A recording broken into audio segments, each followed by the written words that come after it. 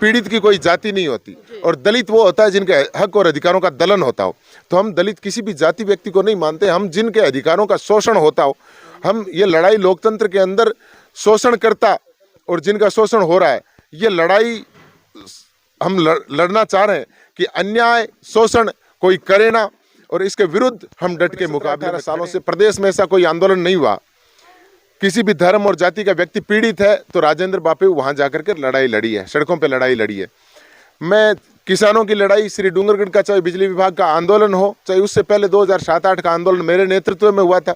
15 सालों से मैंने किसानों के मुद्दों पे, दलितों के मुद्दे पे, अल्पसंख्यकों के मुद्दे पे, अगड़े पिछड़े जिनके भी जैसे भी मुद्दे रहे हैं उन मुद्दों पे मैंने लड़ाई लड़ने का काम करा है। जाति से ऊपर उठ करके काम विधानसभा के क्षेत्र के लोगों का एक मन बनता है। पिछली बार बहुत बड़ा मतलब लोकतंत्र की सबसे खूबसूरत उदाहरण पेश करा पिछली बार कि सारी पार्टियों को नकारते हुए एक छोटे दल के व्यक्ति को, जिससे संघर्ष की उम्मीदें थी, उस व्यक्ति को उतारा और उतार करके तन मन धन से उनके साथ लग कर विधायक बनाया। इस बार ऐसी ही लहर मुझे लग रहा है कि मेरे को जन समर्थन जो मिल रहा है, मुझे भी पूरा भरोसा है कि जनता मेरे साथ है।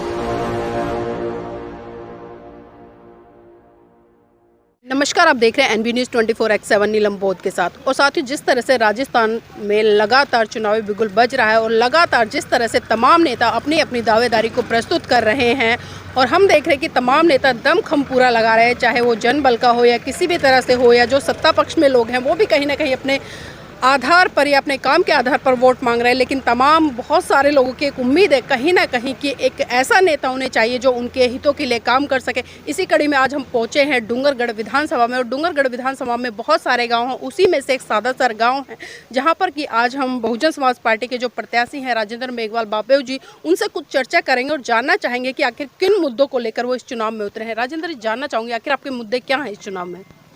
देखिए, श्री डूंगरगढ़ विधानसभा जो है वो कृषि कुओं का क्षेत्र है। एशिया की सबसे ज़्यादा मूंगफली उत्पादन क्षेत्र जो है वो श्री डूंगरगढ़ विधानसभा क्षेत्र है, और यहाँ पर किसान मूंगफली उत्पादन तो करता है, लेकिन यहाँ मूल मुद्दा ये है कि किसानों को गुणवत्तापूर्ण वोल्टेज, पूरे वोल्टेज में बिजली नहीं मिलती। बिजली विभाग के अंदर भ्रष्टाचार है। किसान का ट्रांसफार्मर भी जल जाता है, तो कई बार तो ट्रांसफर गायब हो जाता है या फिर चोरी हो जाता है, को चक्कर लगाने पड़ते हैं, रिश्वत देनी पड़ती है, तो बिजली विभाग प्रताड़ित करता है। गुणवत्तापूर्ण बिजली नहीं मिलती तो किसान कर्ज से डूबता है, फसल पूरी नहीं होती। दूसरा जो बड़ा मुद्दा है, किसानों की फसल का समर्थन मूल्य, संपूर्ण फसल का MSP जो है वो लागू नहीं होती, तो किसान कर्ज तले दबा हुआ है। और यहाँ से अब तक के जो विधायक बने, उन विधायकों ने इन मुद्दों पे कभी कोई चर्चा नहीं करी, सदन के अंदर इस मुद्दों को नहीं उठाया कि बिजली मिले, बिजली विभाग की जवाबदेही हो, कितने दिनों में ट्रांसफार्मर जलता है तो कितने दिनों में ट्रांसफार्मर बदला जाए, ये जवाबदेही बिजली विभाग की बने। और हम चाहते हैं कि भ्रष्टाचार मुक्त श्री डूंगरगढ़ विधानसभा क्षेत्र के तमाम सरकारी विभाग जो हैं भ्रष्टाचार से मुक्त हो। आम गरीब, दलित, पीड़ित, शोषित, मजदूर, किसान को, सबको एक ईमानदारी से काम करने का मौका मिले और सारी सुविधाएं जो है वो उपलब्ध हो। सर, ये भी जानना चाहूँगी, जिस तरह से हम देख रहे हैं खासकर जो दलित समाज से आने वाले नेता हैं, उन्होंने एक मुद्दा और इस चुनाव में बनाया, वो है जातिवाद का मुद्दा। क्योंकि कहीं ना कहीं राजस्थान जातिवाद का एक गढ़ है, और यहाँ पर हम देखते हैं कि लगातार आए दिन दूसरे तीसरे दिन एक ऐसी खबर सुनने को मिल जाती है कि एक दलित बेटी के साथ में अत्याचार हुआ है, दलित बच्चे को मतलब घड़ा छूने से मार दिया है, किसी को मूंछों रखने पर मार दिया है, किसी को घोड़ी चढ़ने पर मार दिया है। तो क्या ये मुद्दा नहीं है आप लोगों के लिए? क्योंकि जिस तरह की व्यवस्था है राजस्थान में, उससे आप आम जनता, खासकर जो दलित समाज से आने वाले लोग हैं, उनकी आवाज़ बने। देखिए, रूढ़िवादी परंपराएं जो चली आ रही थी, उनको लेकर के चंद प्रतिशत जो असामाजिक तत्व है वो इस तरह की घटनाओं को अंजाम देते हैं। और ऐसी घटनाएं जहां होती है, हमने संघर्ष किया है, मुंह तोड़ जवाब दिया है और लड़ाई लड़ने का काम किया, वो चाहे दलितों का हो, पीड़ितों का हो, शोषितों का हो, किसानों का हो, हर मुद्दे पे हमने लड़ाई लड़ने का काम किया है। आगे भी हम 36 कौम को साथ लेकर के हम चाहते हैं कोई भी पीड़ित की कोई जाति नहीं होती, और दलित वो होता है जिनके हक और अधिकारों का दलन होता हो। तो हम दलित किसी भी जाति व्यक्ति को नहीं मानते, हम जिनके अधिकारों का शोषण होता हो, हम ये लड़ाई लोकतंत्र के अंदर शोषणकर्ता और जिनका शोषण हो रहा है, ये लड़ाई हम लड़ना चाह रहे हैं कि अन्याय शोषण कोई करे ना, और इसके विरुद्ध हम डट के मुकाबले में खड़े हैं।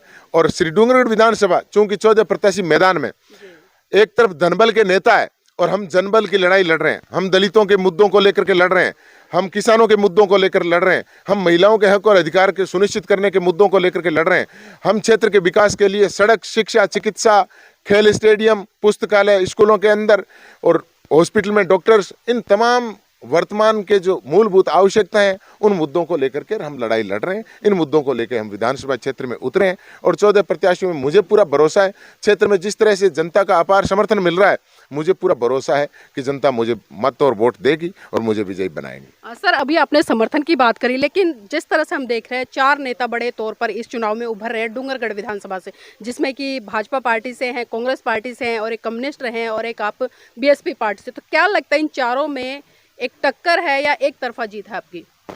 मैं तो टक्कर ही नहीं मानता। जनता ने तो मन बना लिया है कि इस बार बसपा को वोट देंगे।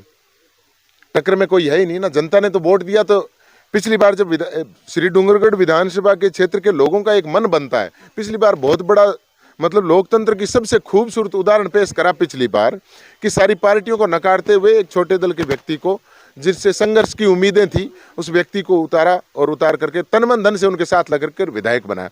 इस बार ऐसी ही लहर मुझे लग रहा है कि मेरे को जन समर्थन जो मिल रहा है, मुझे भी पूरा भरोसा है कि जनता मेरे साथ है और मुझे मत और समर्थन देंगे। सर, जाते जाते एक आखिरी सवाल लेना चाहूंगी, क्योंकि पिछला जो रिकॉर्ड हमने चेक किया है इस विधानसभा का, क्योंकि एक सामान्य सीट रही है और जितने भी प्रत्याशी आते हैं वो जर्नल कास्ट के होते हैं।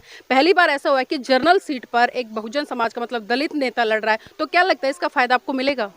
मैं हर वर्ग की लड़ाई लड़ने वाला युवा हूँ और मैंने 17-18 सालों से प्रदेश में ऐसा कोई आंदोलन नहीं हुआ, किसी भी धर्म और जाति का व्यक्ति पीड़ित है तो राजेंद्र बापू वहाँ जाकर के लड़ाई लड़ी है, सड़कों पे लड़ाई लड़ी है। मैं किसानों की लड़ाई श्री डूंगरगढ़ का, चाहे बिजली विभाग का आंदोलन हो, चाहे उससे पहले 2007-8 का आंदोलन मेरे नेतृत्व में हुआ था। 15 सालों से मैंने किसानों के मुद्दों पे, दलितों के मुद्दे पे, अल्पसंख्यकों के मुद्दे पे, अगड़े पिछड़े जिनके भी जैसे भी मुद्दे रहे हैं उन मुद्दों पे मैंने लड़ाई लड़ने का काम करा है। जाति से ऊपर उठ करके काम किया है। हम आगे भी ये चाहते हैं 36 कौम को साथ लेकर के जो भी हमारे विकास के मुद्दे हैं उनको लेकर के हम लड़ाई लड़ेंगे। और पहली बार ये हो सकता है कि पहली बार मैं ऐसी वर्ग का हूँ। ऐसी वर्ग का होने का मतलब ये नहीं है, भारत में एक व्यवस्था है, जो भी व्यक्ति पैदा होता है वो किसी जाति या धर्म में होता है, लेकिन नेता का फर्ज बनता है वो 36 कौम को साथ लेकर के चलें। स्वर्गीय चौधरी कुंभाराम जी आर्य यहाँ से राजस्व मंत्री रहे, मैं उनको नमन करता हूँ इस मौके पर कि वो यहाँ से मंत्री रहे। 1952 के अंदर कुंभाराम जी चौधरी जाट समाज से आते थे, लेकिन उन्होंने जो काम अनुसूचित जाति वर्ग के लिए जमीनों का मालिकाना हक देकर के उनकी जो जमीन सुरक्षित करने का टेनेंसी एक्ट के तहत जो जमीनें ऐसी कि कोई नहीं खरीद सकता, दूसरा ये नियम कुंभाराम जी आर्य ने बनाया। मैं कहता हूँ जाट होते हुए भी ऐसी वर्ग का भला करके गए। तो जाति में पैदा होना कोई गुनाह नहीं है, लेकिन 36 कौम की बात करने वाला नेता होना चाहिए। वो चाहे किसी भी जाति धर्म में पैदा हो, सबके हक हुकूक की सुरक्षा करने वाला नेता बने। सर, बेसिक तौर पर 5 काम वो गिना दे जो आप जनता के लिए करेंगे जीतने के बाद।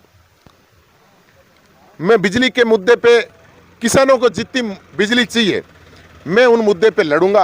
बिजली विभाग को पाबंद करने का काम मैं कहता हूं सदन में करवाने का मैं काम करूंगा कि किसी किसान का ट्रांसफार्मर जलता है तो उसे वहां चक्कर नहीं लगाना पड़े और बिजली विभाग की जवाबदेही बने कि 3 दिन के अंदर ट्रांसफार्मर बदले। यदि 3 दिन में ट्रांसफार्मर नहीं बदलते हैं या फिर ट्रिपिंग करते हैं या वोल्टेज लो रहते हैं तो मैं कहता हूं कि बिजली विभाग उस फसल का खामियाजा और भुगतान करे। पास में पड़ोसी के जितनी फसल हुई है, यदि ट्रांसफार्मर की कमी से किसी किसान के फसल नहीं हुई तो उनको उस खेत के बराबर की रिकवरी उनके करवाएं और भुगतान करें। एक मुद्दा मेरा ये रहेगा, क्षेत्र के अंदर अच्छी कॉलेजेस बने, सारे इंस्टीट्यूट, टेक्निकल इंस्टीट्यूट बने।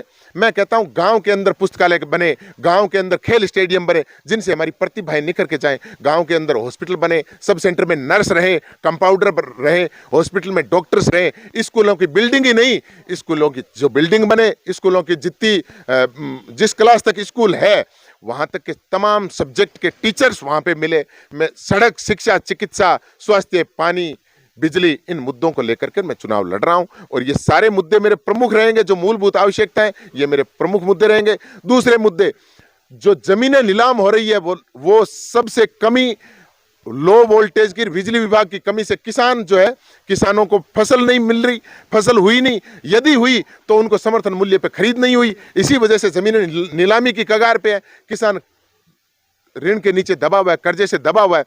किसानों का कर्जा माफ कराने की घोषणा पिछली कांग्रेस सरकार ने करी थी और जनता को उल्लू बनाने का काम किया था कि 1 2 3 10 गिनेंगे, इतने दिनों में जनता का किसानों का कर्ज माफ करेंगे। उसके बाद उन्होंने धोखा किया, उन्होंने कोई सहकारी का किसी 1 2 बैंक का नाम लिया जिनसे 10-20 हज़ार रुपये कर्जा होता है। बाकी SBI और बैंक ऑफ बड़ौदा जैसे पंजाब नेशनल बैंक, अनेक जो बैंकें हैं उन बैंकों का कर्जा किसान वैसे के वैसे दबा पड़ा है, उन्होंने कोई कर्जा माफ किया नहीं। हम इन्हीं चीजों को लेकर के, इन मुद्दों को लेकर के लड़ेंगे कि किसानों का कर्ज माफ मत करना, लेकिन आपकी गलती से किसान यदि कर्ज में डूबा है तो वो कर्ज आप अपने ऊपर लेना और किसान को कर्ज मुक्त करना। जमीन की नीलामी एक की भी नहीं होने दूंगा। मैं कहता हूं विधानसभा में जीत के जाऊंगा, दूसरे ही दिन यदि सदन चला तो सदन के अंदर पहला मेरा लक्ष्य यह रहेगा कि किसानों की जमीन, सरकार की कमी से, कोई भी कमी से, फसल की कमी होती है, फसल के उत्पादन में कमी रहती है तो ये कमी सरकार की है और सरकार की वजह से जमीन नीलाम हमारे किसान की हम नहीं होने देंगे। ये मेरा पहला और अंतिम मुद्दा